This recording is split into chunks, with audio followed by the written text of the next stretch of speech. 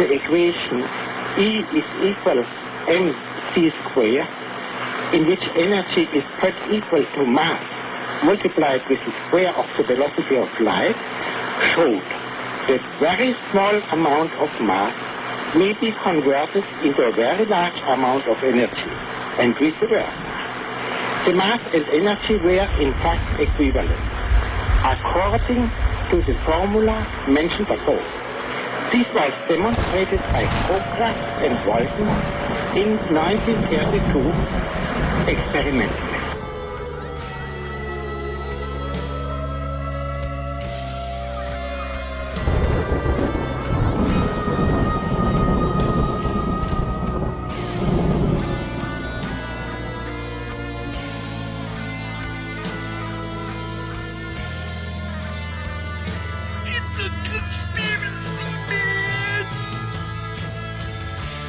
You've got it right here. S4 with E squared in conjunction with Spaced Out Radio. Alien contact. S4. UFOs. Bigfoot. 9/11. Grays. The Illuminati. Cover-ups. RH negative blood. What are they hiding from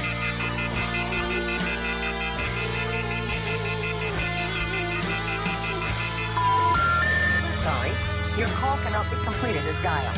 Now, the men behind the mics, Forest Moon Paranormal's Eric Cooper and the SOR Spacewire's Eric Markham.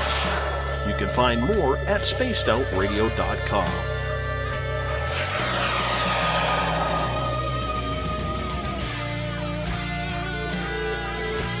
Remain seated, please.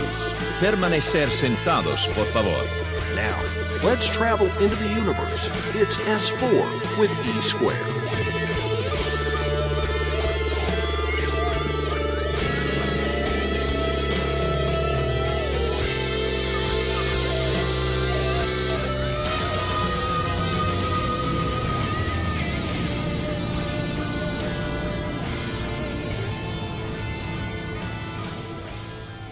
How you doing tonight, everyone? Welcome to S4 of E squared.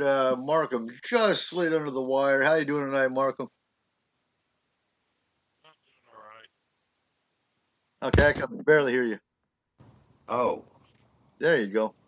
Yeah, I think my Skype headset is messed up, so I'm just gonna have to go with the PC mic. All right. Yeah, you sounded good tonight. Sounded good. So, all right.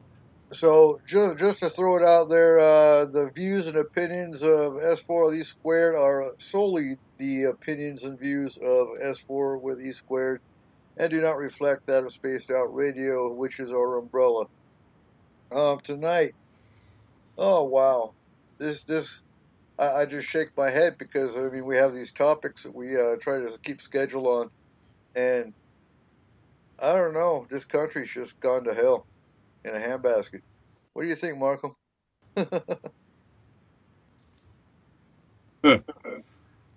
I think you're giving it more credit. I don't think it's even getting the handbasket right now. No. You know, I don't like to jump on bandwagons just on a whim. But with Standing Rock, so they've been planning this pipeline for a year now. Well, for over a year, I guess. And they went through every possible scenario with this pipeline. They rerouted it to the least contingency that would cause damage. They invited the tribal elders to all these meetings. I believe the count was 500 different meetings within the last year between the Army Corps of Engineers, the pipeline company, the government, and the tribe just never showed up. I'm not by any means on that note saying how they're being treated is okay. That's where my problem with it is. Because spraying them with water cannons in 28 to 25-degree temperatures and shooting them with rubber bullets when they are not armed is completely, to me, bullshit and unacceptable. Whether they're, because they have the right to protest either way, and that's where my problem is. Not completely with the pipelines themselves at this point in time, because they gave them every complete alternative to voice their opinions, which they never did.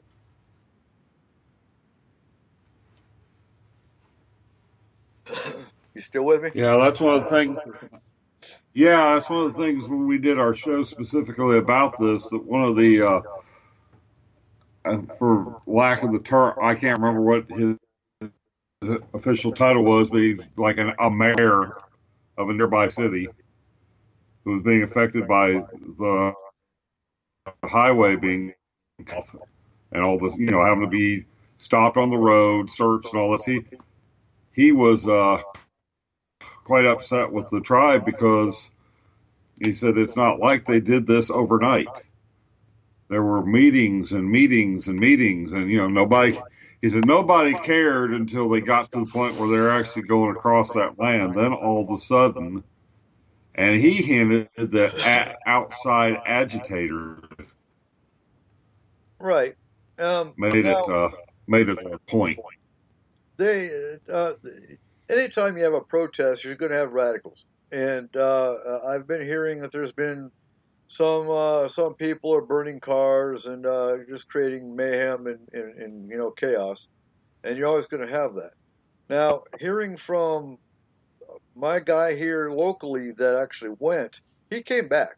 He only stayed. I don't even think he stayed the week he was planning on staying, because he was there to go balls to the wall, wear his Navy uniform, his officer's uniform, and he was there to fight. Um, and he was pretty much told by the tribe, no, we're not here to fight. We're not here to do anything but maintain this land and keep them from building the pipeline. That's what we're doing. It's a peaceful protest. So he came home. He said, well, if there's no real reason for me to be here, because my reason for being here is to fight and to take out their guns, to take out, take the hill kind of thing. And so he came home because he felt he just, his purpose wasn't, fulfilled there. So on that note, they are peacefully protesting, with the exception of your radical that's going to burn a car and create mayhem. So if they're peacefully protesting, them being hit, I mean, we've got a woman that had to have her arm amputated because she got hit with a CS grenade. Come on now. Using water cannons at nighttime with 28-degree temperatures, really? Rubber bullets? No. That's bullshit. They need to stand down and get the hell out and come up with another solution. That's just cut and dried. Now, here's what's going to happen, though, because they about to have one hell of a shitstorm come right on their doorstep. And I haven't even looked at the last count. The last count I saw was approaching 2,100 veterans that are, some of them already started rolling over there, and there's 2,100 that have locked in place that are going to go stand in front of the water protectors between the security and the law enforcement. And then you have the Army Corps of Engineers general saying you will be vacated by the 5th of December. That ain't going to happen. You're creating conflict in that you're going to try to make your Army Corps of Engineers soldiers fire on our own people. That ain't going to happen, especially when there's 2,000 veterans, their own blood, their own warrior blood, standing right there. That ain't going to happen. If that happens, for one, you're going to see the biggest shitstorm this country's ever seen.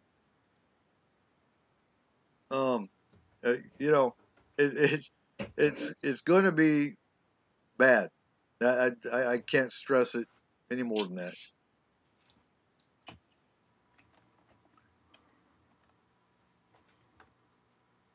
Yeah, I think that's going to bring a whole new dynamic into the story if that happens.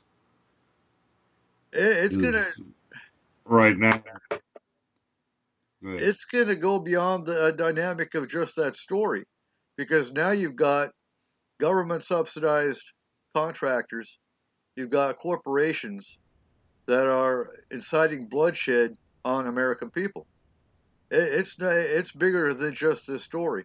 It's going to be history. Because I mean, and like we were talking on SOAR the other night, yeah, when's the last time government or military fired on its own troops or its own people? Was when? We're talking Americans against Americans, and that's unacceptable. Yeah, I think Kent State, when the National Guard opened fired on the student protesters. And you know, we have the right to peaceful assembly. That's in the Constitution. And you've got a peaceful assembly, and you're already shooting rubber bullets and CS gas and pepper spray and everything else, and that in itself is unacceptable. And this veteran movement, they were trying to raise 500,000. I haven't checked it in a couple of days. They were already at 300,000, and that's money that they're raising to get all 2,000 veterans to the site. I'm pretty sure in the last couple of days they're probably already close to 400,000. I haven't looked, and I'm not going to look because I got the studio open. And I'm pretty sure they've already breached the 2,000 mark of veterans that are going. And on top of the 2,000 veterans that are going, they've got 11,000 veterans that were interested in going, which I'm pretty sure about 90% of the ones that were interested in going weren't going because they couldn't afford it. Once they find out there are funds available to get them there, ride share, whatever the case is, and for lodging, you're going to see that number go up to 6,000, 7,000 easily. And I can't even imagine. I can't imagine 2,000 veterans. We're talking everywhere from World War, but from the Vietnam era to Afghanistan, Iraq, and in between, from every branch in service, right down to the Coast Guard. There are actually civilians in that event page that are going, I'm not a veteran, but I'd love to go with you guys. And they're like, come on, bring your friends. You don't got to be a veteran to be in this movement. And the word gets out. I haven't seen anything in the press about this movement because they don't want the American general public to know that there's veterans going to support this, because once that gets out, it's no holds barred. You're going to have every American that's within reasonable travel that's going to go as well, and then you're going to have one hell of a war.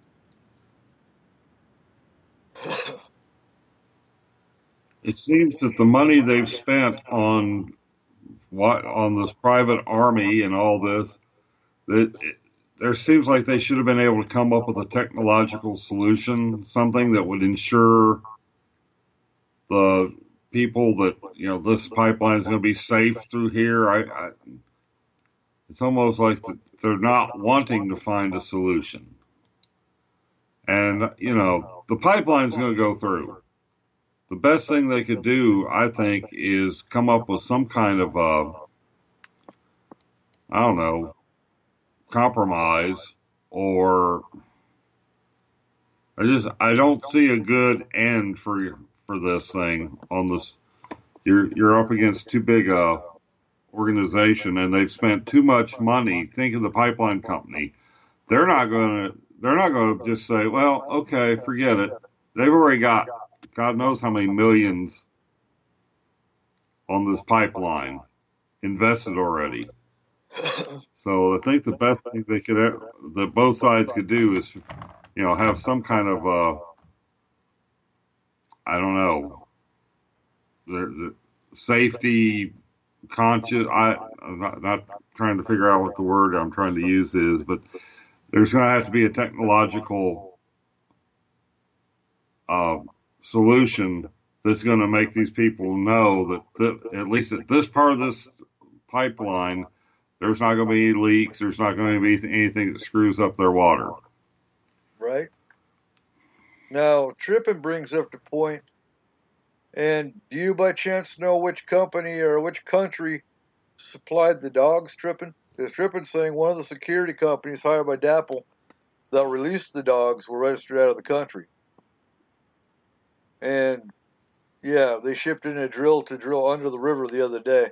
And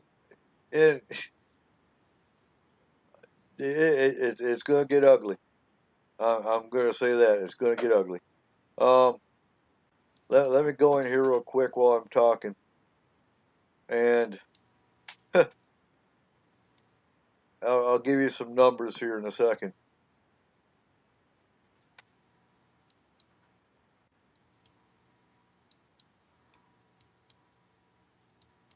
I had to reboot my computer, so I'm working my way toward the Spreaker chat room right now. Okay. All my favorites and all my everything had to get off. Yeah, no, I got you. I'm about to tell you what the numbers are at right now, and then I'm going to tell you how much funding they've already raised on it. And right now,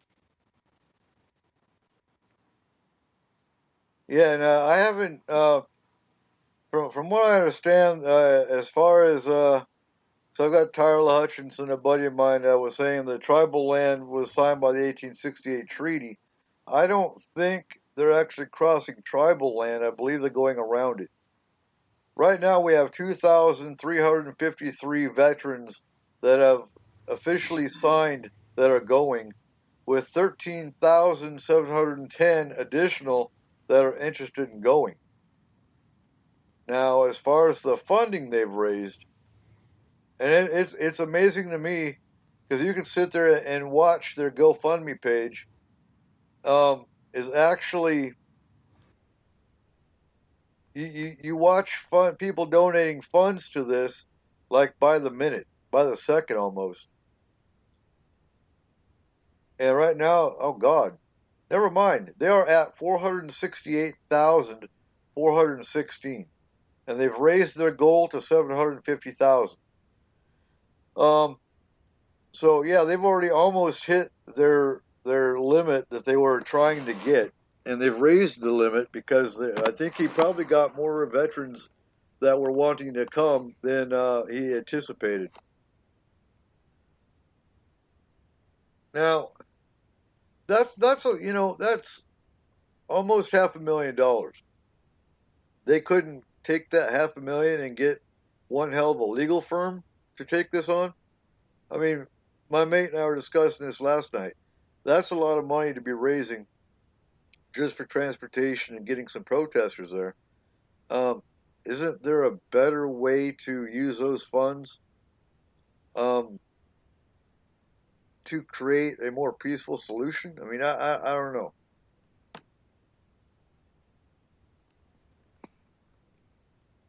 So yeah, so Trippin saying the Dakota Access contractors didn't have canine licenses, so allegedly attempt to sabotage movement.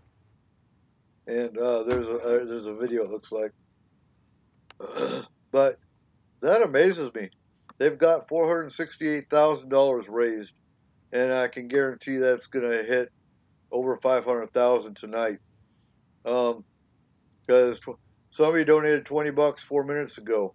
Somebody donated another $10 4 minutes ago. So and it goes on. I mean, they're raising. If you was to look at it statistically, they're probably raising about 10,000 an hour, all in all.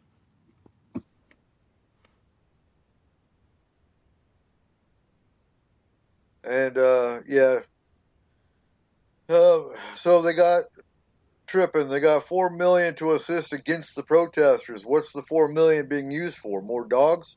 More guns? And you know what really shames me as a veteran is the fact that they're using up-armored Army vehicles that we used in Iraq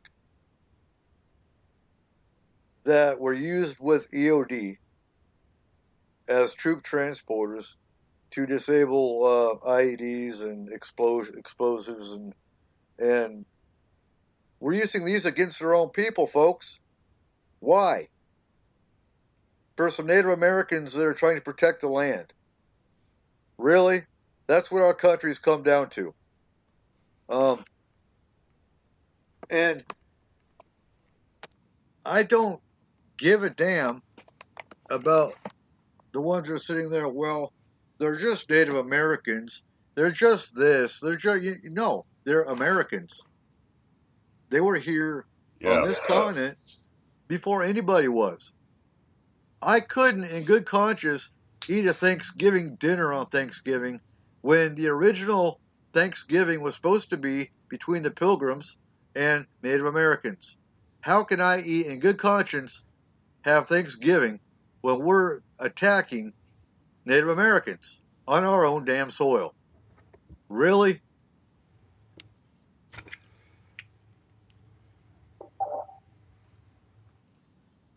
I mean, sure, I had my turkey. I had my stuffing. It wasn't enjoyable.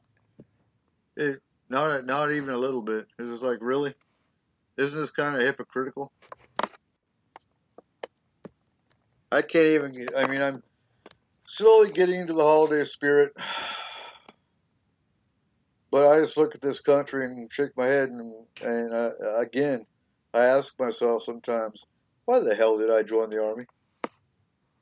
For corporations and a corrupt government to go against the American people. And now they're trying to use my own brothers and sisters in arms against the American people as well. Yeah, I shake my head, dude.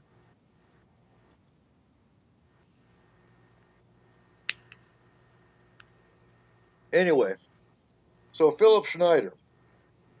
For those that aren't familiar with Phillip Schneider, go into YouTube and look up the Phillip Schneider lectures. He worked for the government. I can't remember when he started, but I know he was actually employed by the government in 1979 during the Dulce, New Mexico alien wars. And he was a geologist that was hired by the government. They were building underground bases and underground tunnels. What his job was to they would blast a hole. He would go down into the hole and take samples of the rock and the soil and test it to see what kind of an explosive was to be used to blast these underground bases so they could get the drill in there and drill the hole out. And he was in New Mexico. He saw these 4 holes were already made. He went down to get a sample, and there's an alien he encountered.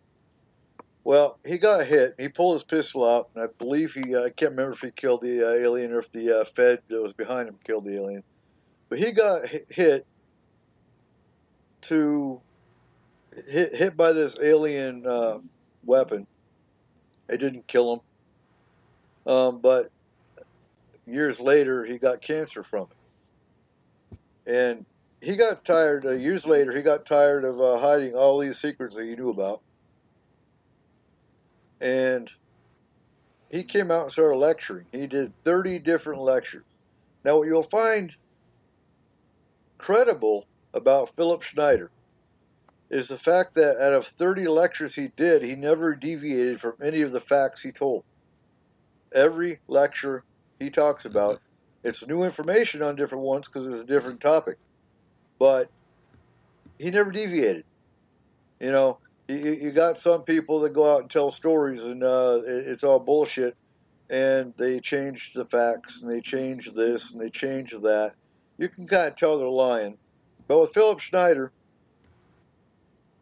he never changed any of his facts out of 30 lectures. And after his 30th lecture, which was the last one he did, he was found, and clarify if I'm wrong or not, Markham, but it was IV tubing, or some kind of a tubing that was found wrapped around his neck. Yes. Yeah, under kind of weird. Somebody strangled him with his IV tubing. Yeah, he was killed. Essentially, he was killed by the government because even his widow said they found him in his apartment in Portland, Oregon, and he shouldn't have been dead. It was dead due to unusual circumstances. Now he had, he even talks in some of his lectures about how he had death threats and he got shot one time by a Fed. So he knew something was going to happen. He was going to talk until they kill him, and that's what happened. Now, where does the Philadelphia? I remember watching one of those clips that he said. One of those clips I watched, he said something about, expect me to show up dead soon. Yeah. He said he knew he was under the wire. Well, he knew he was on borrowed time for damn sure. Now, where does Philadelphia experiment come in is the fact that Phillip Schneider's dad, I can't remember his name. This is where Markham's going to come in. Phillip Schneider's dad was involved with the Philadelphia experiment, and he's actually got a picture that he shows.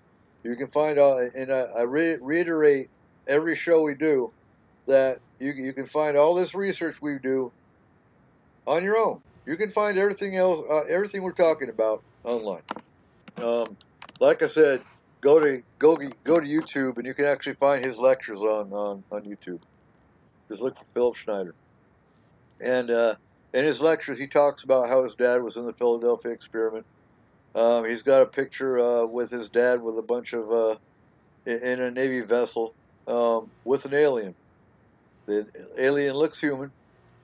The alien's got an IQ of like 10,000. I'm exaggerating, but so yeah. So what do you know about Philadelphia experiment, Markham? They took a destroyer escort called, let's see, I got the name wrong.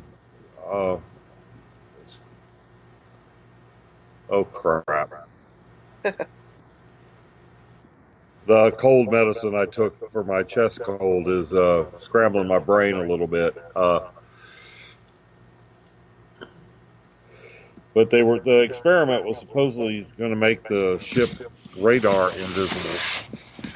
And what happened when they got out to sea and turned the thing on, it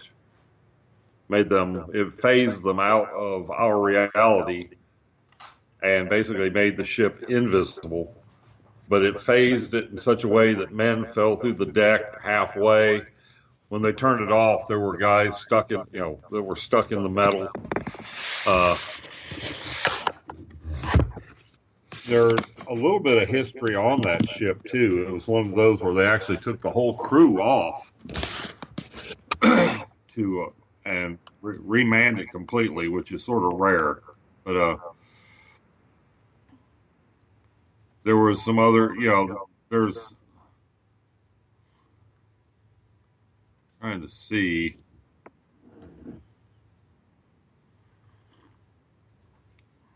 I'm trying to find his dad. Oscar Schneider was the father. There you go. And Oscar was a captain in the U.S. Navy. He worked with nuclear medicine and helped design the first nuclear submarines. He was also part of Operation Crossroads. which was Here's where they tested the. Here's what you find interesting, folks. When we do our shows on conspiracy theories, it's amazing how many. And I think we're going to do a show just on the crossover, because if you look at the the conspiracy theories that we research, you'll find, okay, using J. Allen Hynek for example. J. Allen Hynek was involved with MK Ultra. He was involved with, and even Stanton Friedman, the physicist that you see lecturing today, you see in all kinds of government projects. And I mean, look at, I had no idea that the Phillip Schneider show would cross over with the Philadelphia experiment show until I started doing research. And you'll find that all over the place. J. Allen Hynek, for example, he was involved with Blue Book. He was involved with MK Ultra. So when you get into some of these shows, you see the same names mentioned over and over and over again, because it's a lot of the same people had their hands in a whole bunch of different pies, and it gets questioning. Yeah. Well. Oh. God bless America. Stanton Friedman freely admits that he worked with the government in developing nuclear engines and whatnot. So, he had to have had one hell of a clearance to start with. And I think there's more story. I think he should leave the ET crap alone, or the flying saucers is real thing alone, and just talk about some of the other projects he's involved in. Right. The Philadelphia experiment, which was supposed to have taken place in October of 1943, was aboard a destroyer escort, the Eldridge. I kept wanting to say a different name kept coming up that started with E. But he, now the Navy says no such experiment was ever conducted. And of course, it's all, none of this stuff ever happened. But there's some other weird crap about the Eldridge that kind of flies in the face of what the Navy says about it. Now, I have to go back and find the research I've done from years ago, because I looked at the Philadelphia experiment years ago, but I've lost the notes a long time ago. In fact, I think I lost those notes in the bag that disappeared on the Army base in Kitzigan. A whole bag of research gone. But there is a theory out there that when the destroyer disappeared, it actually, rather than time travel, actually dimensionally traveled. And when it traveled, it actually ripped a hole in the reptilian dimension. And that's where one of the species of reptilians comes from. It's through the dimension that was opened up during the Philadelphia experiment. Now, is there validity to this? Probably not. That's just one of the theories that comes out when we do research. And again, this is all alleged. And so the theory is that the destroyer went through, the reptilians came out, the government was all excited. Oh, wow, look, reptilians, oh, cool. And they made a contract with them in exchange for, again, humans. You give us technology, then we'll give you humans. Because for those that don't know, reptilians are flesh eaters. You'll hear all about reptilians throughout different shows we do.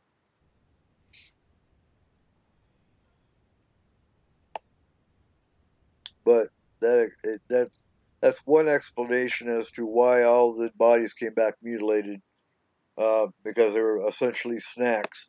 It wouldn't explain, however, why there were bodies that were stuck in metal and steel. And it wouldn't explain why, at one point, supposedly, the Eldridge, when they flipped the project on, started the project, it supposedly slipped through I guess a wormhole, for lack of a better, and it showed up in Norfolk.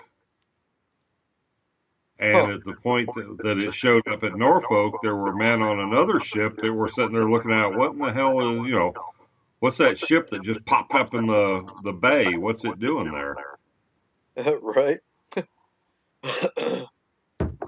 Makes I had to track down the name of that other ship. Oh, it was the SS Andrew Furuseth is the name of the ship that the witnesses said they saw the Eldridge. It sat there for about 10 minutes and then it vanished and it showed right back up in Philly where it had started. And where's that ship today? The Eldridge? Yeah. I think she was decommissioned. If she's not been turned into razor blades, I believe she's part of the mothball fleet. I don't think the Eldridge is. You know what? Let me look that up because that's something I've never heard of in any of the books or anything. What happened to the Eldridge? Yeah, because I'd be curious. I mean, not that I think I read somewhere that she was decommissioned as the Eldridge and recommissioned under a different name. So that tells you already there's something hinky going on. That they had to hide the.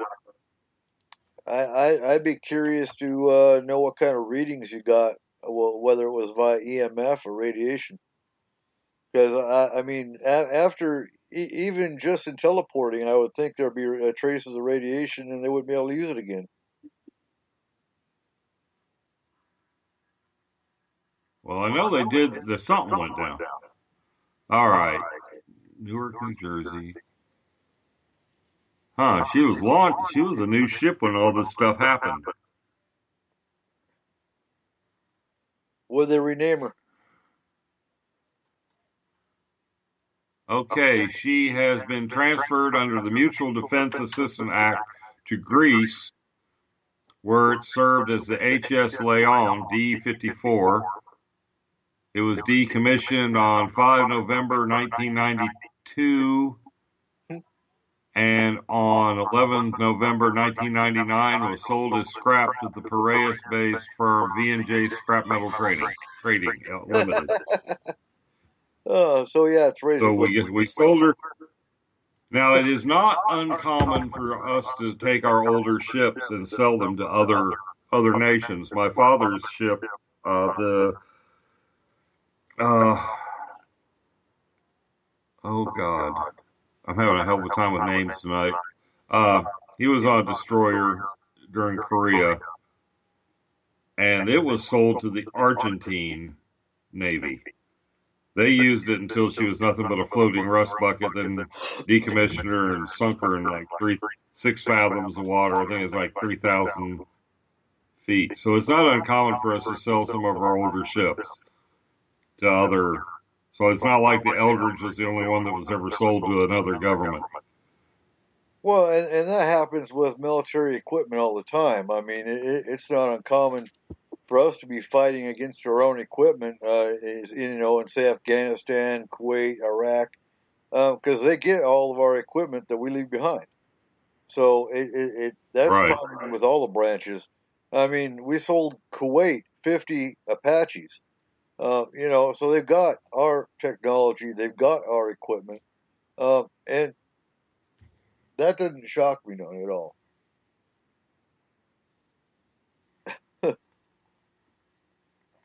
Yeah, my dad's ship was the Picking, named after a World War One. It's like it was named after a submarine commander. Now, going And, I think that's the best time of my dad's life. going to Phillip Schneider for a bit. Okay, I can't. Markham's coming through fine on my end. I'm not sure if that's a Skype issue or the Trip and saying you're echoey on his end. Let's see here. So Philip Schneider was in the Dulce Wars. where basically it was Delta Force. It was special force, special forces or spec ops, and I believe him and 2 others actually survived out of 66 that were killed. Now, I've got Dave, Spaced Out Radio, looking this up, but the other 2 survivors were actually sent to Canada, where they stayed in a retirement home.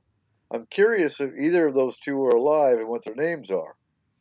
I've got another DJ and a whole other conspiracy show that has done the show before on Phillip Schneider, and he's going to try to give me those names, because I'd be curious if Dave could track them down through Canada.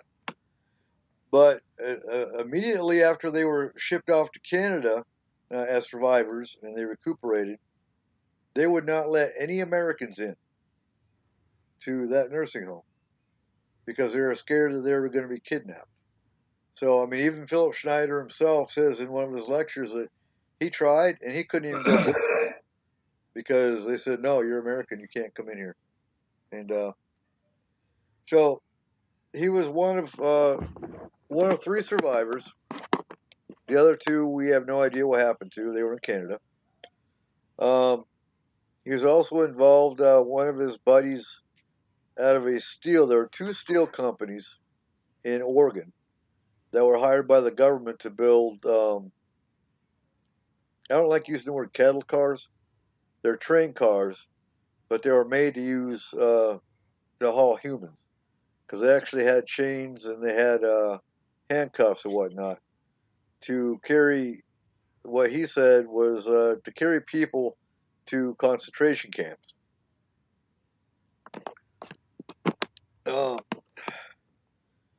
Okay, I found something that might be a little interesting here.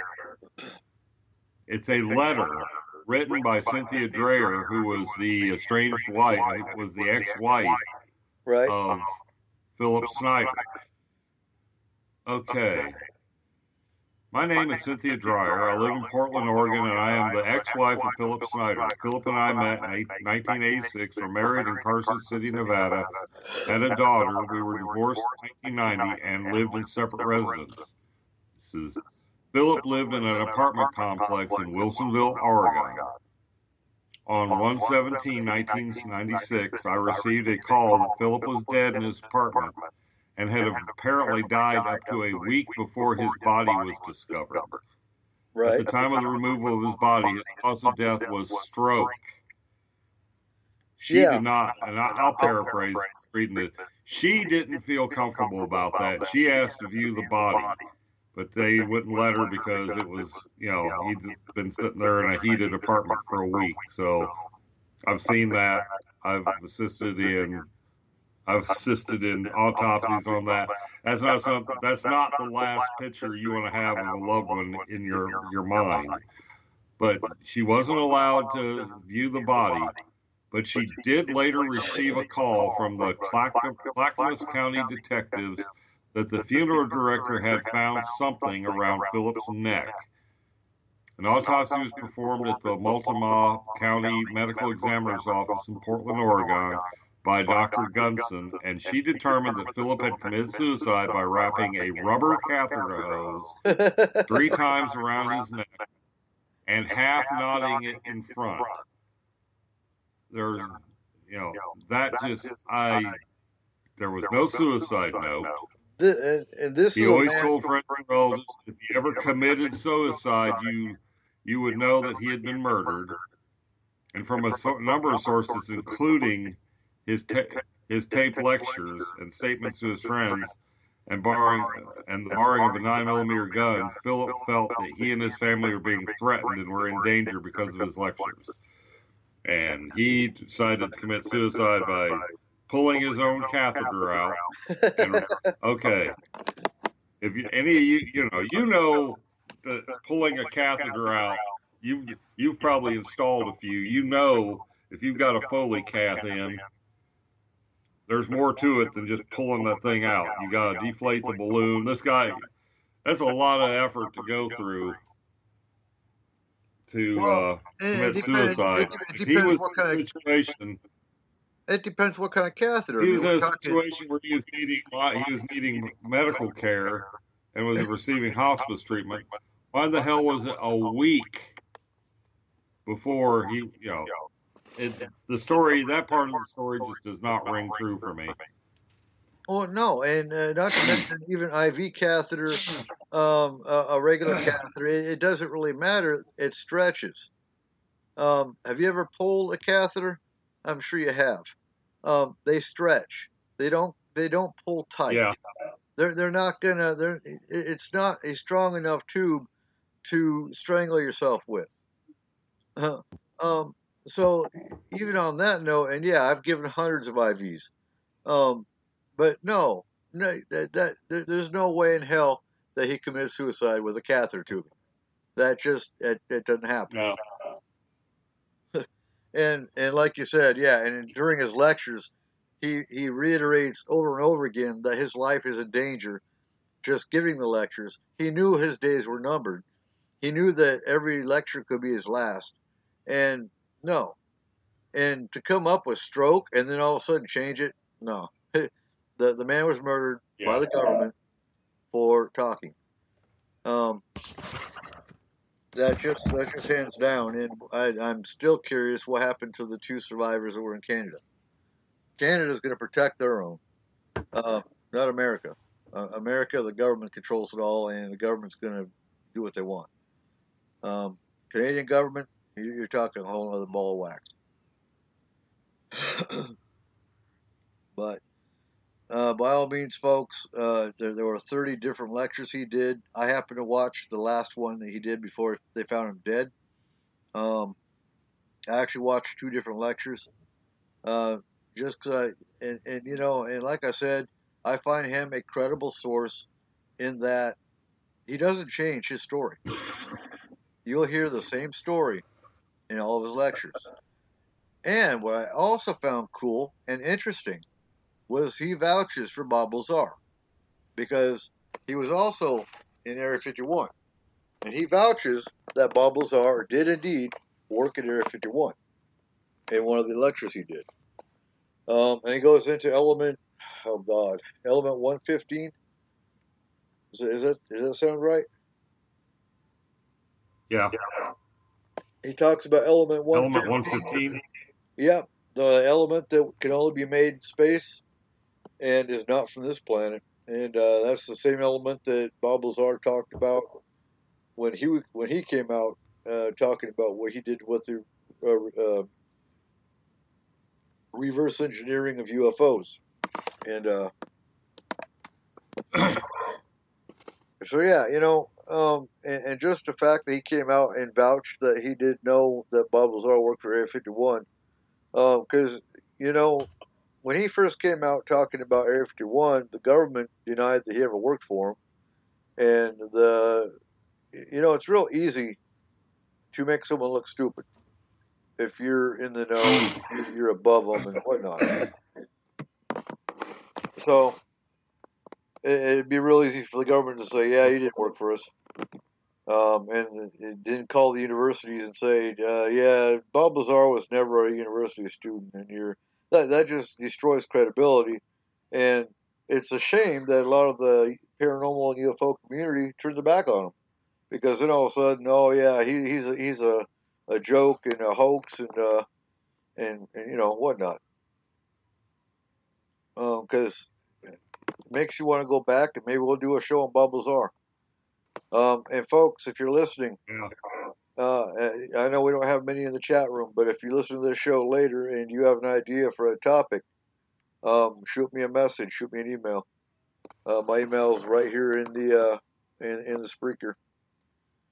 Shoot me an email of a topic you want to hear about. I've already got someone asking about geoengineering and chemtrails, so we'll have to go back and relook at that one again. That was the one that we canceled because we were talking about terrorism in America and reacting to a shooter. So we need to go back and look. Remember that. Yeah, we need to go back and look at chemtrails and geoengineering, and we'll do a show probably first part of January. There actually is an element 115. It's a super heavy element It was first synthesized in 2003 by a joint team of Russian and American scientists at the Joint Institute for Nuclear Research in Russia. It has the atomic number 115, and let's see, It was discovered by in Bob December Lazar, however. 2015. Well, the 115 that we have managed to synthesize here on Earth does not have the same chemical properties as the 115 Bob Lazar talks about. Okay. But there again, it was made under gravity, so who knows what would happen if you made, you put this stuff together in space. But it is actually on the,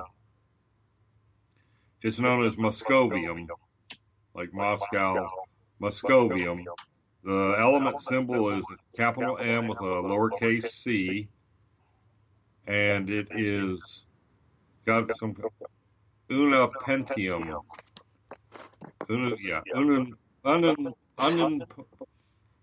Let's just go with Moscovium. It's a very extremely radioactive element. It's most stable known isotope, 289, has a half-life of only 220 milliseconds. So this stuff it's not one of those elements that you're going to have a chunk of it and carry in your hand. No, it's like a quick flare-up. But it does exist. Yeah. It's one of those that just, it's there for a moment. But it does actually exist. There is a element 115, but it was made on Earth, so let's see if they ever made that stuff under zero gravity, if it becomes a stable element. Because right now it's there and it dissipates under its own weight. Okay. Okay. So we've One of the things I always found interesting about Bob Lazar is Stanton Friedman kind of made it his guiding force the guiding light of his life to discredit Bob Lazar, but he didn't go about doing it quite right because somebody showed up with an intercorporate phone book, and guess whose name is in it? Just exactly where Bob said he worked, and Stanton Friedman said there was no evidence that Bob Lazar ever worked for this facility. Well, his name is in the intercompany, the corporate phone book. Well, what was Friedman's explanation about that one?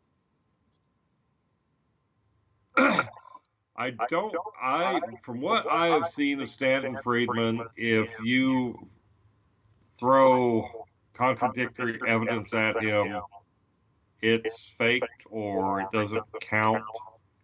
For somebody who bitches and moans about armchair, what's he call it, research by proclamation and people not accepting evidence, he's throwing rocks in a glass house, because it seems to me that if you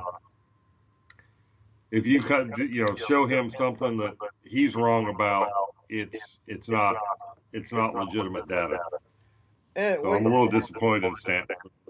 Yeah, and I also heard from people that have had him at Paracons that he's one of those ones that he'll stay hidden.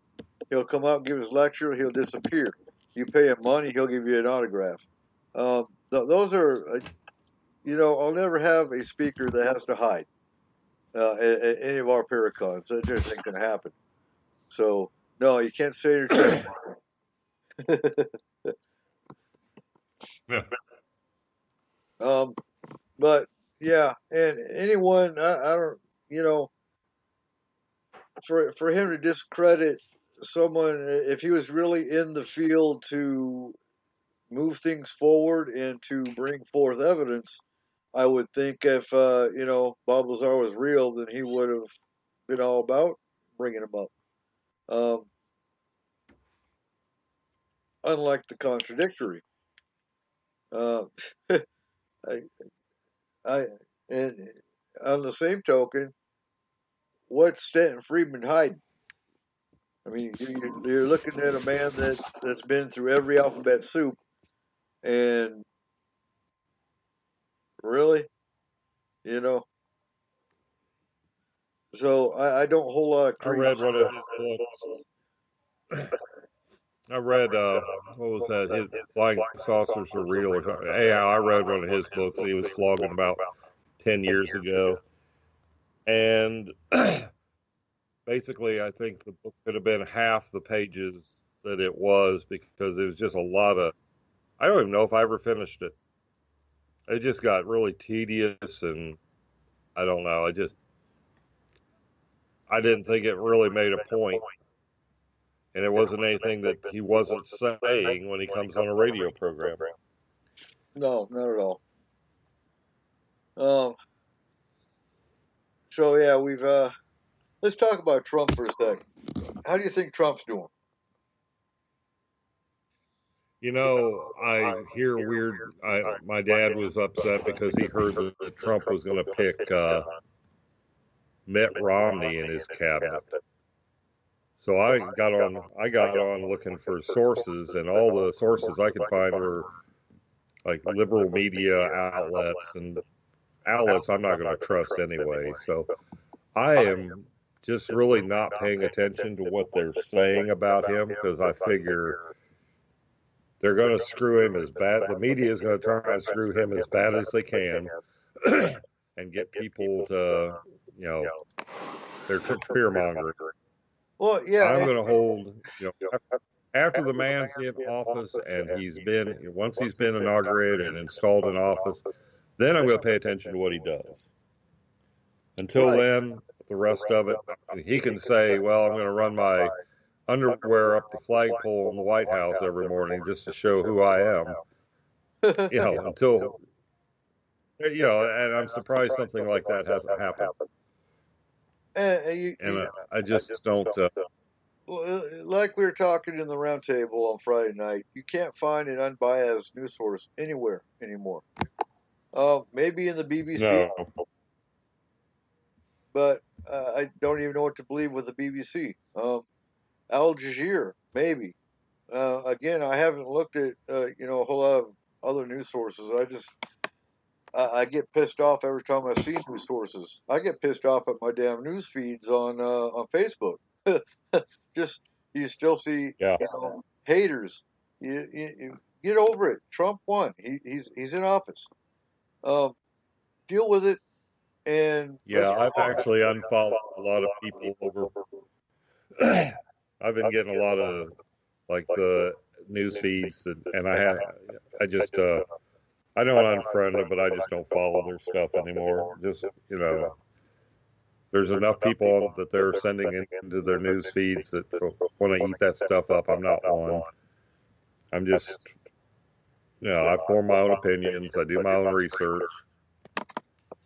I have a week off every other week, so I definitely have the time to do my own research. Unlike a lot of people who are, Saturday and Sunday are their 2 days off, and if they're church going, they have 1 day off a week, and I don't blame them for not wanting to do their research. I got Wednesday to Wednesday off. There's no excuse for me not to do my own research. Exactly. And as clergy, it's my focus shifts. Now with Forest Moon Paranormal, we're still getting slammed, and that's why I did my Halloween show. In that, it really doesn't matter whether there's a veil or not, because as far as our workload goes, we don't see a difference. We don't see a difference whether it's Halloween or whether it's middle of summer. We're always busy. In fact, we've got 4 cases we're working right now on the paranormal side. So I've been busy between juggling caseloads, pushing them into the astral team, and then trying to calm people down because I'm a worst case scenario type person. Thank the military for that. So when it comes to getting prepared for the worst, that's kind of what I do. If it doesn't happen, thank the gods. But on the pagan side of things, I've been working on getting our pagan library back up to where it should be, and getting Forest Moon Grove ready to be a church. We are going to be a legal, and this is the first time I've come out on air and said this, but we are going to be a legally, federally recognized pagan church. There's a difference in things you can do between being a religious organization versus a church. And as a church, we can do everything an organization can do, plus we can give people sanctuary status. And that's kind of what we're looking at. If the worst case scenario happens, and you have nothing but radical conservatives trying to change the way everybody thinks and go completely against the Constitution, we're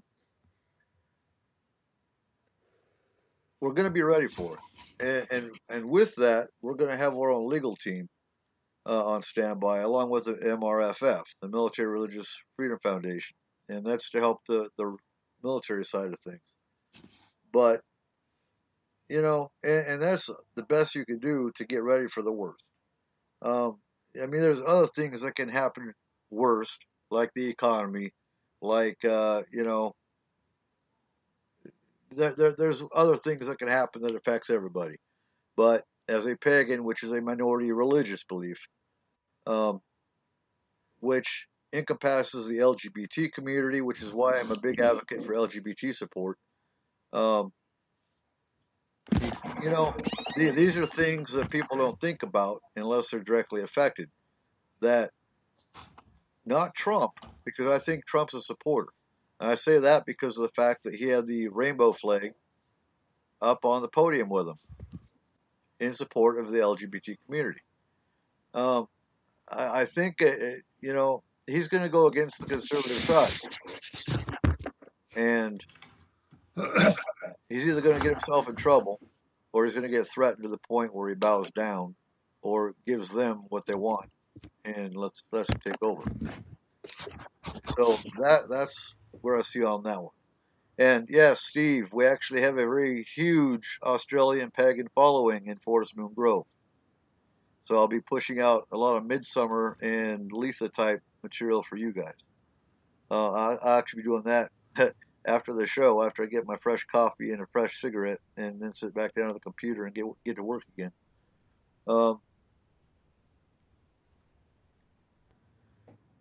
So, what else are we talking about tonight? What's new on I think we can do a lot more. Go ahead. What's new on the Spaced Out Radio news front? Well, as I've been looking for articles, I think the paranormal news has been sort of slow.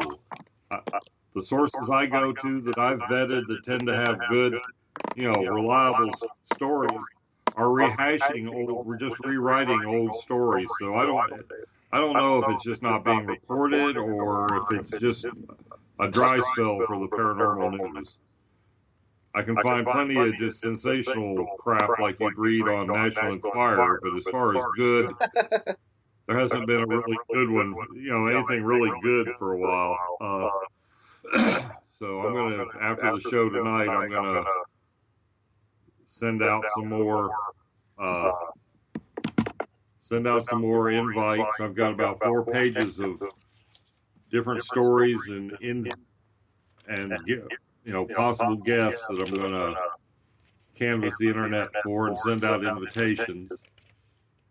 But right now, as far as anything, I think one of the best news articles I've gotten lately is that the Chinese are taking research. They don't have the review boards and some of the stuff that American or European agencies have, researchers have to, they don't have as many hoops to jump through. And they have taken some research that was done in the United States and started doing it on human trials on it already, and have supposedly come up with a cancer cure using a gene therapy. Huh. And they took if you go to Spaced Out Radio, the Newswire, I think that's the last one posted. And apparently, I think it's a small cell lung cancer cure. It's a genetic therapy. And the university that actually came up with the idea hasn't been able to do any experimentation with it because they're waiting for committee approval and FDA approval and all this BS. And the Chinese are rather interested in, this isn't in my story because I didn't want to go off on a tangent about it, but, smoking is, lung cancer is a huge problem in China. They're avid smokers, and they, if you consider they put poisons in their baby formula, you can imagine what's in their cigarettes. So I can see why they would jump on something like that. Right. But the guy they did the experiment on, it's apparently been successful. Now, this is going way out on a limb, but is any of this by chance alien technology? No, this is stuff that's been around since I was in college in the 90s. Some of this has been, they've been working on some of this stuff at Vanderbilt for 20 years. Here again, though, you've got all the regulations. And one of the things you find, and this is something I know from being on the inside and doing research in academia, sometimes you don't want to come up with an answer, because if you keep getting funding to look for the answer, what happens when you find the answer? Oops, now you got to get another grant proposal and start all over again, and it's kind of advantageous to a sitting professor who, it's always called publish or perish. Well, it's advantageous to a sitting professor to take something like this and run with it as long as he can. Especially if he hasn't gotten his tenure yet. So there's a lot of flaws in the way research is done in this country. So let's go to paranormal for a second. Why do you think it is that paranormal news is slowing down? I don't know. Probably just because I'm looking for it. No, I'm not sure. Well, I think it comes, how it comes in waves or flaps. I think maybe, that's part of it. Right now, I think with the election cycle and the anti-Trumpism out there, you're not getting as much attention paid to the paranormal because, let's face it, the paranormal only gets lip service when things are slow. They don't want to admit it, but it's always a bump in circulation and a bump in listeners when a program or a print media can, throw a paranormal story on there. They use it as a ratings bumper and not really. They use us to maintain their mainstream status. And maybe right now with all the elections and stuff, they don't need the bump. I'll throw you some stories after the show. I've got some ideas for you. Being as it's holidays, I've got one for you to look into. Look into Krampus. Oh yeah, I love that. Where did the story of Krampus come from, and why is it hitting mainstream all of a sudden within the last year? Well, there was that movie Krampus last year. Okay. But for people that don't know, Krampus is sort of like the anti-Santa Claus. If you're a bad little boy or bad little girl, Krampus comes and beats you with a stick. Well, here's what's interesting about Krampus, because I think Krampus is a German legend, which I spent 8 years in Germany. I never heard anything about Krampus. Now, what they do have, December 7th, is when St. Nicolaus, Santa Claus, what we call him, but they call him St. Nicolaus, and St. Peter, or Black Peter, that's it, drive around through every German village every German village gets a visit by St. Nicholas and Black Peter. Now, maybe Black Peter's the one they're calling Krampus, but basically, Black Peter is the one that everyone's scared of because he's there. He's the one that gives out coal to the bad kids. And St. Nicholas, according to the Germans, he's checking his list essentially, looking for the good kids, the bad kids, and if they're bad, then Black Peter gives them a lump of coal. But that's gone on in Germany for hundreds of years, and it's kind of cool to see because I mean, when I first got to Germany, and I've lived in, I lived in Bad Windsheim in town. I lived in Dettelbach in town. I'm trying to think of all the actual German towns I've lived in when I wasn't living on base, and those are two. Bad Hersfeld, I lived in town for a while with some German friends. So I've actually lived with Germans and, actually lived their culture I think I lived with them for about 4 months. And it's kind of cool seeing the culture firsthand. But that's why I'm baffled by Krampus, because living in Germany for 8 years, and I've never heard of Krampus really until now. And that's why I'm wondering what brought up Krampus. Well, yeah, that's one of the Krampus is one of those traditions that comes from the mountain people. He's and actually, if you look at images of Krampus, he's more what Western civilization would consider the devil. Very much the same. He's got the horns, he's got the half goat, half demon, and he's the anti. If Saint Nicholas rewards you for being well behaved with gifts, Krampus punishes you for being a butthole. So Krampus is Americanized, essentially. Well, no, it's German. It's Germanic paganism. I'll have to look it up. It predates. In paganism, it predates civilized Christian ideal. Right. But in paganism, the only goat deity we have is Pan, and he's Greek. He's not Germanic. And he's a Greek god, and he's got goat's legs. He's got a human torso and head, and he's got goat horns. And that's the closest to any kind of a. That's essentially where Christians came up with the devil. The symbolism of the devil being goat-headed and Baphomet, actually. But right.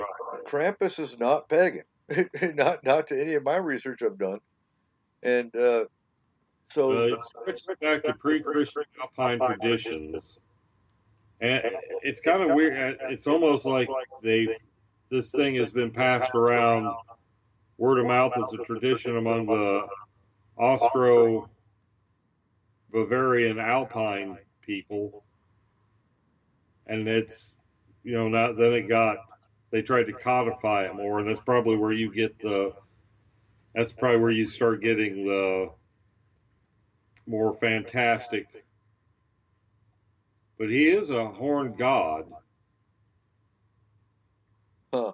I'll have to look that up. When you look into this from your pagan point of view, it might be, it might have came as from a Christian tradition to attempt to bind the devil, but they're not really.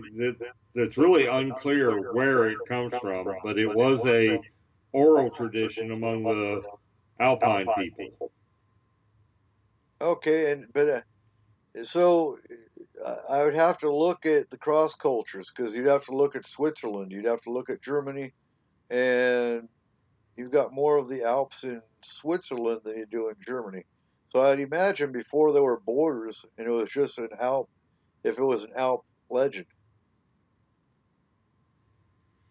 Well, they combine. I think your Krampus is part of what, like Black Peter. I think it morphed. They combined because the Krampus figure came out of that oral tradition, and by the 17th century, Krampus had already been incorporated into the Christian winter celebrations, and they put him in with, they put him with Saint Nicholas. Right, and they made him a saint and call him Peter. Well, it's looking more like they just left him. It looks more like they morphed him into what we call the devil, and the pictures. I've always figured if I was Lucifer, Morning Star, I am not going to appear as a twisted goat-like thing. I'm going to be as handsome and as fair-looking individual as I can be. And the whole, modern interpretation of the devil with the pitchfork, the tail, and the horns is more of a more modern interpretation of who Lucifer would be. Right.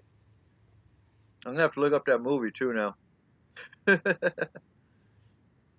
Cause I was gonna say. Well, if you look Krampus up and go to Wikipedia, there are some good illustrations from old books, like a 1900s greeting card, greetings from Krampus, where he's actually got a kid over a stump and about to whoop his butt.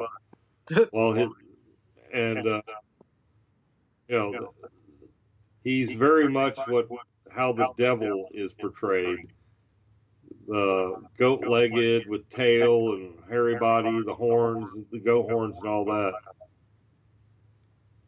Okay. So I think we have a situation where a small oral tradition got tied up with a Christian tradition, and next thing you know, we've got a new devil. That's what it sounds like. Diffused from there. So I'm wondering, and we have to look at statistics. I'm changing the topic here. I wonder how many,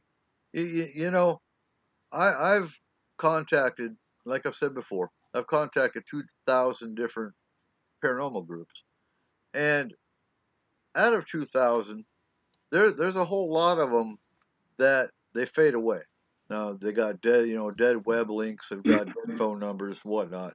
So I wonder, now that you've got certain TV shows that have fallen off the networks because people get put in jail, they lose their ratings, whatever it is. I wonder how many groups are starting to fall, or get tired. We've already seen our apparition, we've already seen our EVP. We don't need to do nothing no more. I wonder how many of these paranormal groups are going to start dropping if they haven't already. Yeah, I think it might be a fad that's come and went. Well, you can only go to so many places, doctor evidence, and proclaim it haunted, or too much of what happened on those paranormal shows was, did you see that? Crap happening off camera. Never gets captured on camera unless it's a producer dressed up in a costume outside of the decent range of the camera. These idiots come out of a room. Oh my God, you should have seen it. Well, where was his camera during all this? That's why I quit watching that. I was watching one of the more famous ones, and I don't want to get us in trouble, so I'll leave the names out, but the idiots were in this abandoned structure, and they walk by this alcove, and a brick goes sailing across the alcove. Right. Well, instead of saying, okay, what happened here, this is the shit we're looking for, they all start screaming and running away like little girls. And then they were dumb enough to show the clip again, and you can see the brick as it's sailing across the room, pivoting on a fulcrum. It's obviously tied to a string. Right. And it's teetering on that, where the string goes around it at the balance point. And I was like, you got to be kidding me. First off, they ran. The whole idea is you're out there looking for this kind of crap. If you haven't got the balls to encounter it, don't go looking for it. Hey, well, yeah, exactly. What are they in the field for? If they're gonna run. Yeah. Um, and you know, and that gets back to the discussion too of what would you do if you saw. And again, I wouldn't run for damn sure. I've had knives thrown at me by entities. Come on now. I do this one to help the crisis aspect of what people go through, and it's more for that than it is to get evidence. I don't go looking for evidence. I go to find out what it is and figure out how to either remove it or mediate with it. That's what our purpose is. And I mean, sure, I've got apparition pictures. I've got EVPs that we've gotten in situations we've gone into. So if you're going to run, then get the hell out of the field. Yeah. Because you're not helping nobody. You know, I've had my own, and before anybody says, well, he doesn't know, he hasn't seen, the house I lived in previously to this new one I'm in, which is also haunted, but it's a benign entity, and it's just the original owner who really loved the house, and he and I are on the same page there, so he can stay as long as he wants. But my previous house, I watched a shadow form in the doorway to my bedroom, and it walked over to the side of the bed, and after the initial little chill down my spine, I decided that I wasn't going to give this thing power. I looked at it at the side of the bed and said, "You've got nothing better to do at 3 a.m. than this," and rolled over. And eventually went back to sleep. So I know how in some situations, now you give me entity that's got its entrails hanging out and bug eyes. Yeah, I don't know how I would handle that. But I know how I handled the one time I saw a shadow being, and I let it know I wasn't particularly impressed. Well, and that's one reason we've actually I'm streamlining the way we handle cases anymore. If it's local and it's just a regular spirit, something simple like that we handled that I call in fog. They can go in there, they can get pictures of EVPs, and SJ and Russ can handle with what they got to deal with. If it's outside that area, or if it's more of a malevolent entity, then I call the astral team. And we're actually about to start a second team because we have a school going on right now. Our school lasts about 3 to 4 months, and they're into their second month now. So they'll be done by February. We'll be able to handle more cases. Well, I won't say handle more cases. It'll be more like we'll be able to give our original team more of a break. And then we also have, in our school right now, we have some team members from a whole other paranormal group that want to do the same thing we do. So I can see astral potentially being a thing of the future, depending on how many paranormal groups jump on board with it.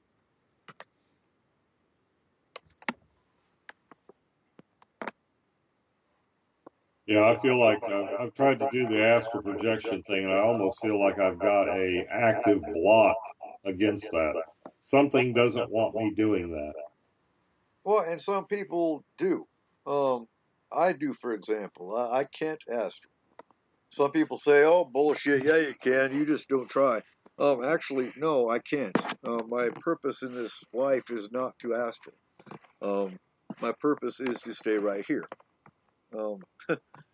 So I can't astral, which is why I have an astral team. Soon to be a second team. And actually, we have a whole nother astral warrior group that works in tandem with our astral team as needed. They do their thing, we do our thing. If they have a mission that they need our help on, then they'll call us in. But For the most part, we're actually averaging about, 4 cases a day, and that might be pushing it a little bit. We get 4 cases one day, and maybe another 2 or 3 cases the next day, which our 4 cases haven't completely wrapped up. So, yeah, but you're averaging. I don't know.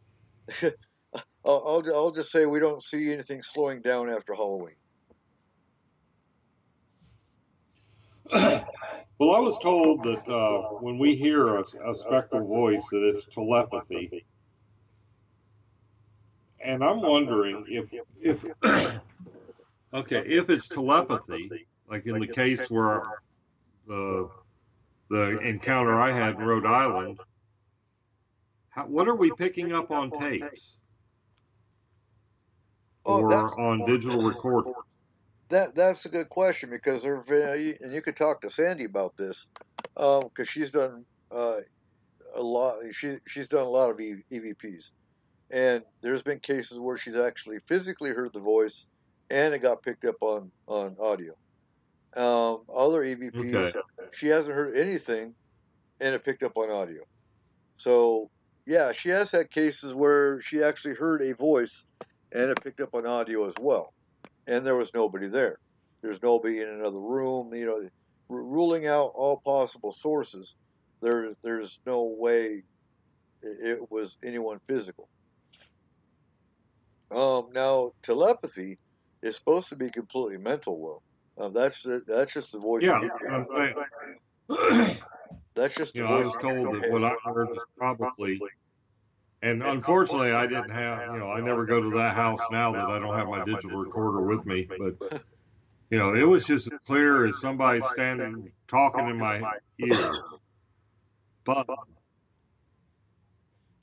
I don't have a recording to back it up. So unfortunately, that's so much that's the paranormal research in a damn nutshell.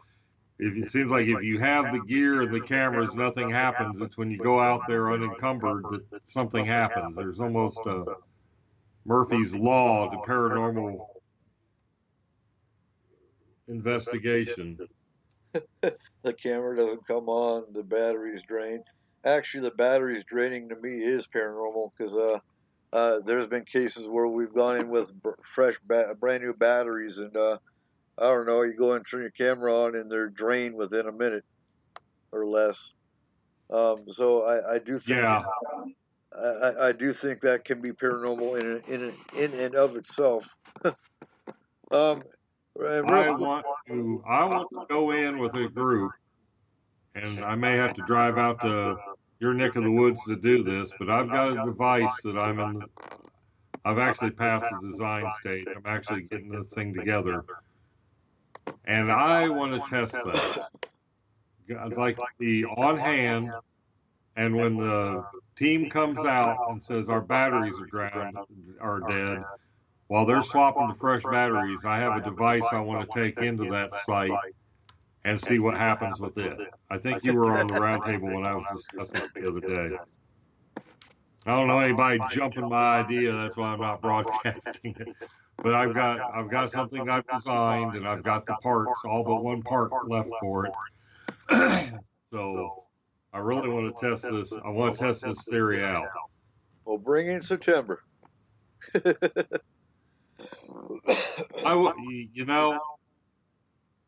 Oh shoot. I may take enough vacation to drive out. That way I can bring it, because there's no way the device I'm talking about I'd have to pay like 3 full-size airline tickets to have this thing on board. So I think, okay, Trip, it's a date. We'll head out. I'll bring Trip and Fool with me when we come.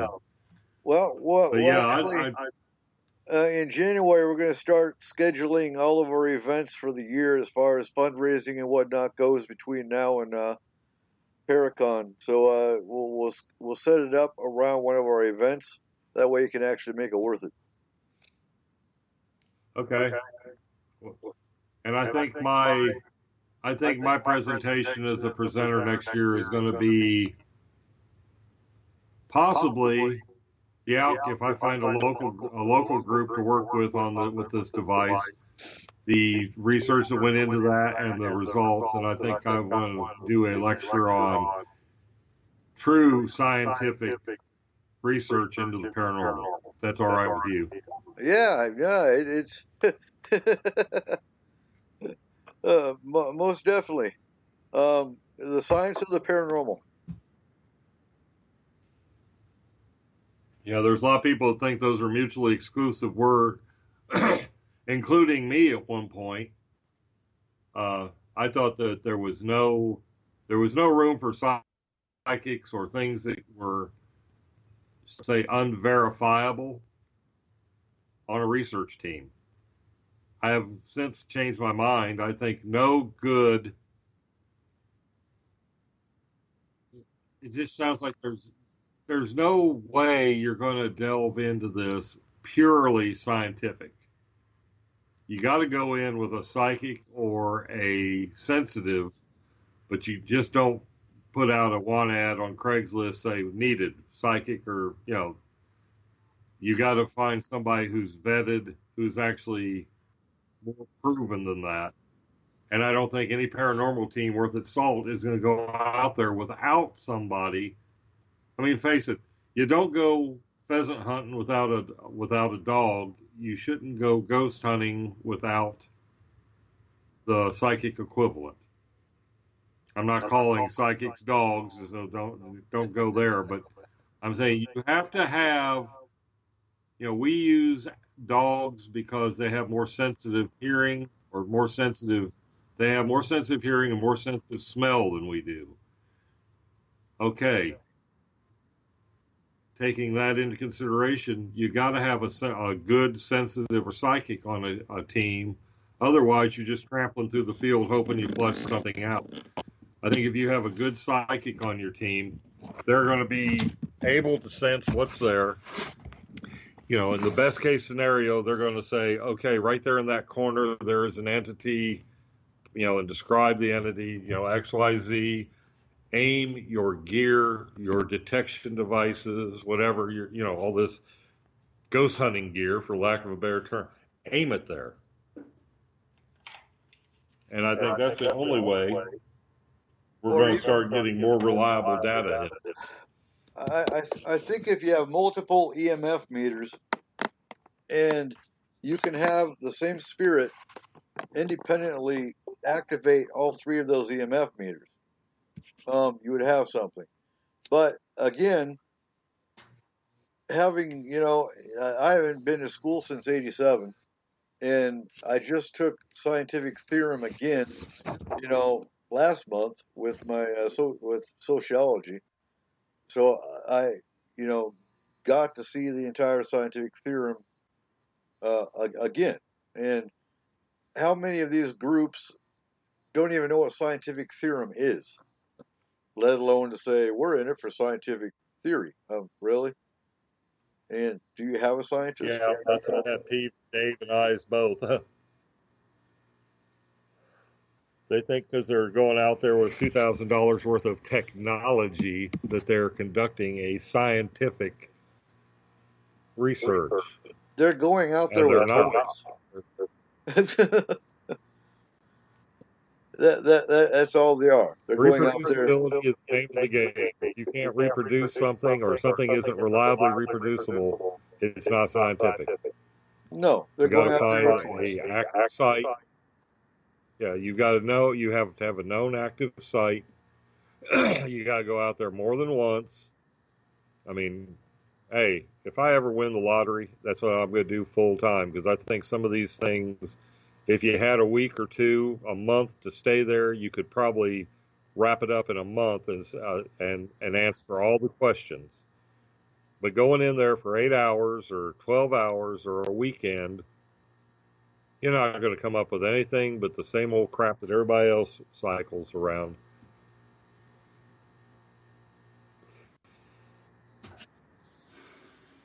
It's going to take long.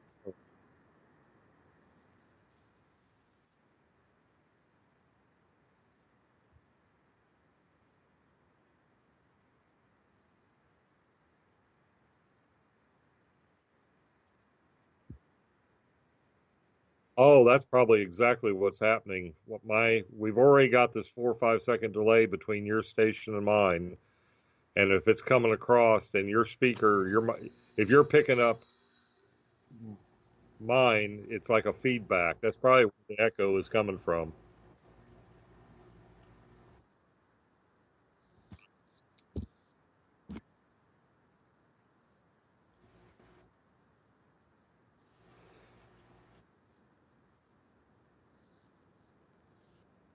Yeah. We've already got the talkover problem because of that 4 second delay that I have to admit we're getting a lot better on. But yeah, technology's wonderful till it isn't. Trippin's talking about using laser pin grids as well, and I'm not. Would have to do a lot more research into that before I'm ready to go on board with that. I don't know that would you got to have more physical form. Okay, now Trippin says he only hears me. Yeah, okay. So that's the wrong. There we go. Okay. Okay, then I don't know. I have no idea. um, now here's the thing though, because you have 2 to 3 different types of ghosts. You have the ones that come through on their anniversaries, and those you usually you can't interact with because they're residual energy, and it's just basically replaying of a tape. Then you have, the ghosts that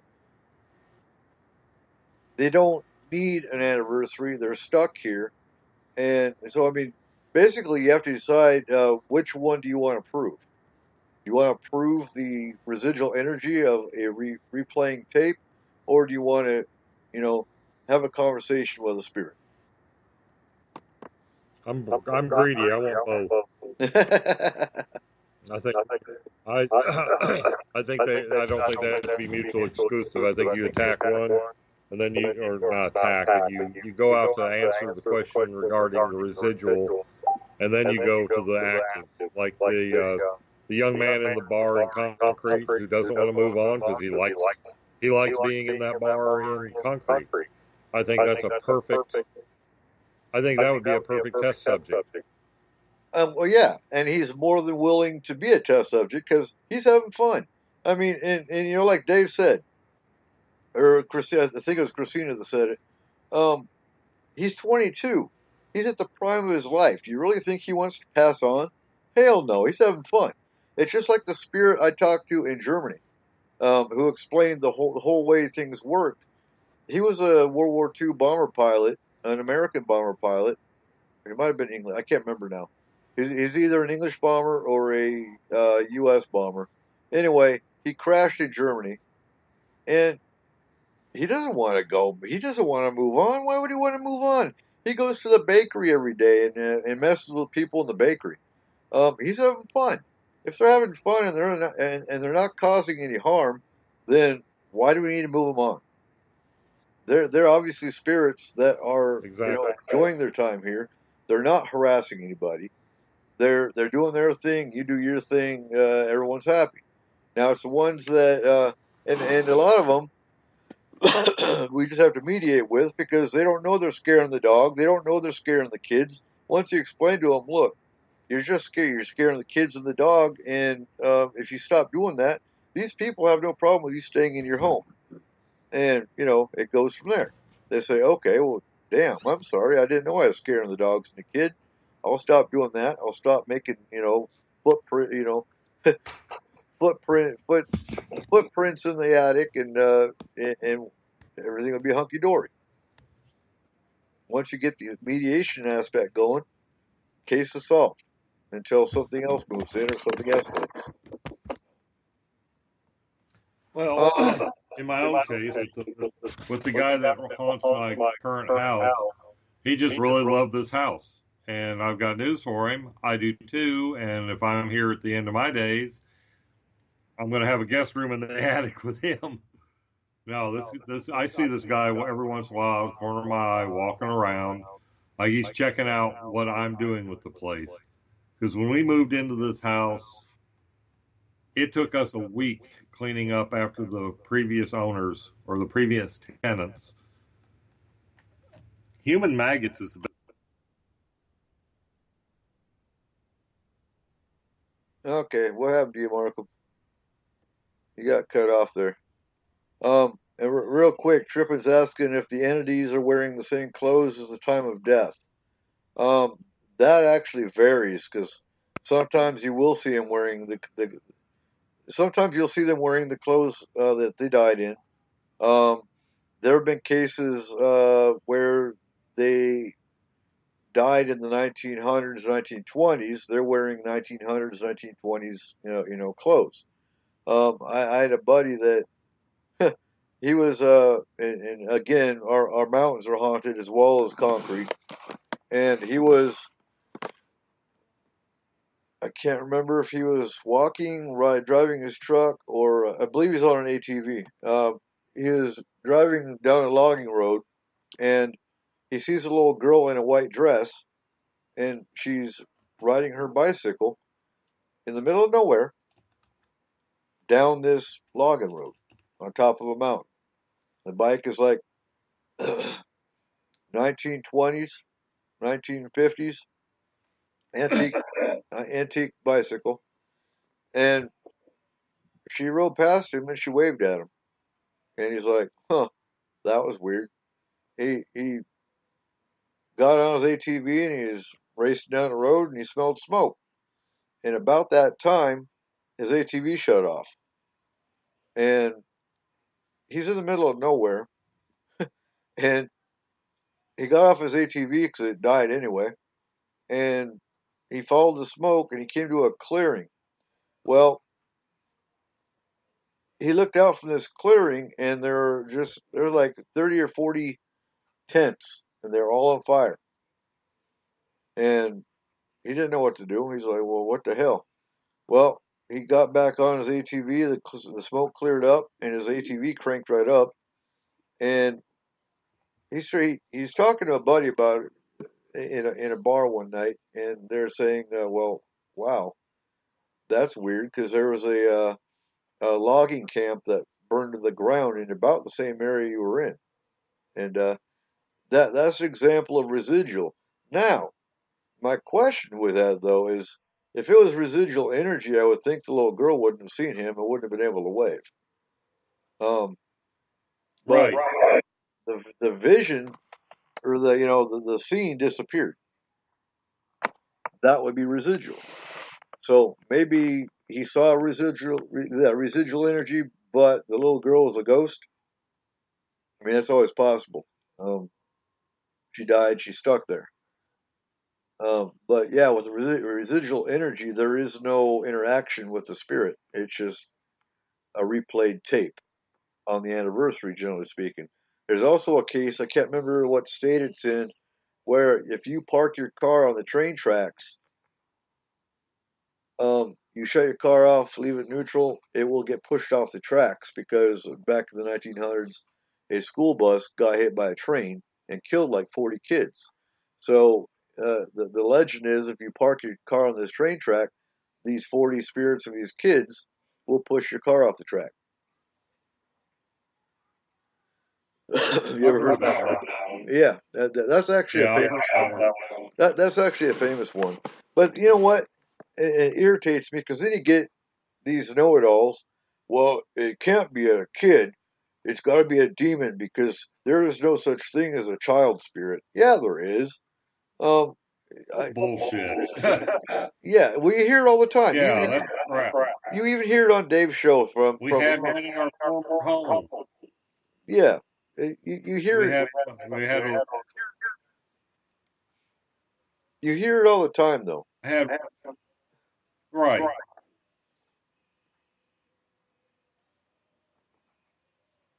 Oh, well, okay, so Trippin saying that was a fact or fake, debunked that one. How did they debunk the fact that 40 kids were pushing a car off the train tracks. Yeah, by the same token, you can find another group that put flour on the. I don't know. I think if, like I said, these things aren't 100%, and unless Fact or Fake actually spent a week out there, I don't know. I have trouble with some of those shows because they seem to be selective right off the bat. Yeah, that's it. You're right, Steve. That they put talc on the bumper and got handprints. That's by the same token. There's other groups that go out there and have success, and then you get another group. And who knows? Maybe having all that production crew hanging around, all that equipment, all that, maybe that puts the spirits off. I don't know. But I have a little bit of trouble with the debunking shows. Yeah. Now, I was a kid when That's Incredible came out. That's Incredible. That was an awesome show. And they actually had UFO discussions and paranormal discussions on that show as well. Other than that, even growing up, I was never into the paranormal other than watching, shows like That's Incredible and whatnot.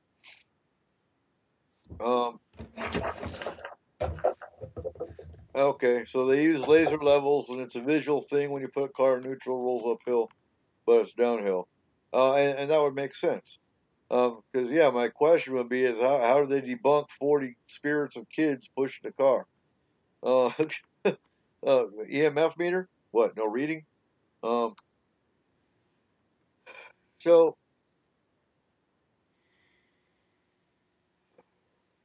I'm thinking here. Yeah, I have a little trouble with EMF meters just from my own experience, where I've had people on a team talking to somebody's router, old school wireless router, or sometimes if you'll notice, if you keep a cell phone next to a radio, and this is an easy experiment to do, put your cell phone within range of an FM radio, you will notice time to time that you get this weird signal. You hear this like chattery noise. Well, that's the cell phone sending out a handshake to the local tower. It's just sort of a way to make sure you still got coverage. It's an automated thing. EMF meters will pick that crap up. So if you've got a team of ghost hunters that are walking around with EMF meters and their cell phones in their pockets, they're picking that up. Yeah, that's something you got to put all the cell phones, Faraday cage, or you don't go active in a site with a cell phone because you're going to get false signals. Static? No. I've never encountered static electricity causing an EMF meter. Generally speaking, if I'm using an EMF in a house, I'll go check out electrical outlets with my EMF. I'll hit the walls to see how the wiring, because 1970s houses and older, if the wiring wasn't changed, you're going to get a reading. You kind of have to look at the age of the house. To my knowledge, I've never had static electricity hitting the EMF meter. Now, when we did the case here a couple weeks ago up here in Concrete, we were getting some readings, and it's weird because we're in a field, so there should have been any kind of EMF. But the higher I raised my EMF meter, the stronger a reading I got, and I'm not sure if power poles are supposed to put out that much that much energy, but we were across the street and it was getting a very high reading. So is that what caused the balls of light? No, because there were balls of light that were under intelligent manipulation. Because a sheriff deputy came down the road, saw these dancing orbs of light along the highway, and watched them for like 30 seconds and then took off. He didn't want to deal with it. But when other lights came around, when people came out, they would dissolve into a mist, and as soon as no one is around, they reform and keep on dancing. That's not going to be that tells me intelligent control. Now we found interesting because there's two mounds, two hills of dirt, very large hills of dirt, kind of remnant of fairy mounds. We'll bring you out there when you make it up this way. And outside the fairy mounds, we got no ghost box reading. We didn't get ghost box conversation until we stepped inside or on top of this mound. Then we started getting a conversation going, and kind of interesting. But there's all kinds of paranormal activity in general, plus alien abductions that go on in that particular neighborhood. But those mounds have been there for hundreds of years. Fairies have been there for hundreds of years. So we kind of rule it out as an Earth species, fairy essentially. And they ain't causing no problem, because generally speaking, to kill off a fairy mound, you take an iron nail and embed the iron nail into the fairy mound. They won't come out. But if they ain't causing problems, there's no reason for it.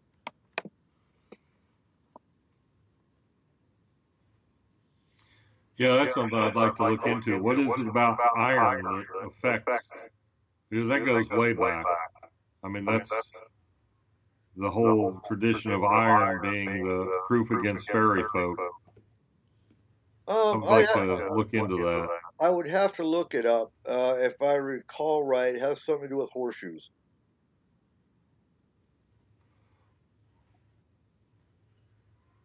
Yeah, but what is the property of iron that makes it proof against?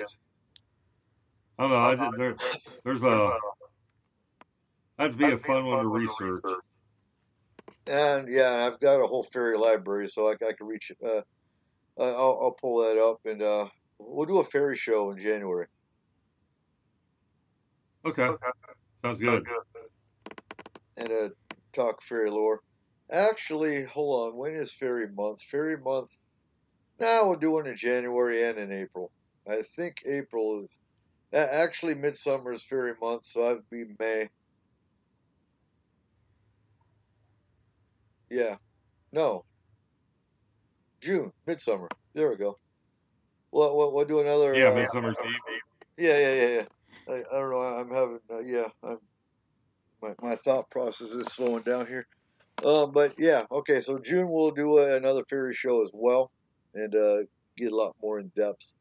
We'll definitely hit the iron and some of the fairy lore for January. So we gotta do chemtrails and geoengineering and HARP in January, and fairies. Any other suggestions and ideas for shows coming in 2017? Either hit myself or mark them up. We got 10 minutes. Actually, we got 7 minutes, and we'll start wrapping it up here. If you are a pagan and you're listening to the show, look for Forest Moon Grove. That is Forest Moon Paranormal's headquarters group. We deal with all issues pagan. Forest Moon Paranormal deals with all issues paranormal, be it Bigfoot, cryptids, alien abduction, UFOs, ghost hauntings, and any other entity that's terrifying you. Get a hold of us. Any last thoughts, Markham? Well, anybody out there who is, if you have a predictable, reliable haunting of some kind, let me know, because that's exactly what I'm looking forward to test some of my theories. I feel that the whole paranormal field is screwing up by not answering the question, what comes after life? And hopefully I want to do some research and try and answer some of those questions. Well, For me, the question is answered. I've had my experience a couple different ways with my late grandmother, and then with the entity up in Rhode Island. I mean, Anybody trying to tell me that it's real is preaching to the choir. I know, but I'm trying to prove it for the rest. And that's what kills me is and that's a whole other discussion for a whole other show. But there's enough evidence that's been pulled out that's been proven that it's been proven, but nobody wants to look at it. I mean, we've got pictures of apparitions. We've got EVPs. They've been, proven by some of the authorities that consider themselves authorities in the paranormal field. But yet, we still got to prove there's hauntings.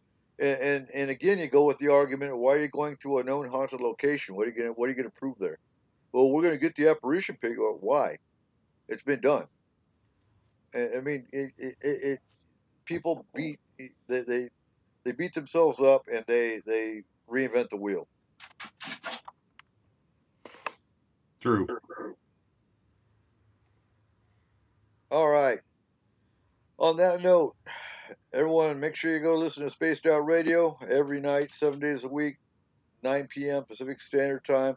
The best show in paranormal radio. Y'all have a good night. Thank you for listening.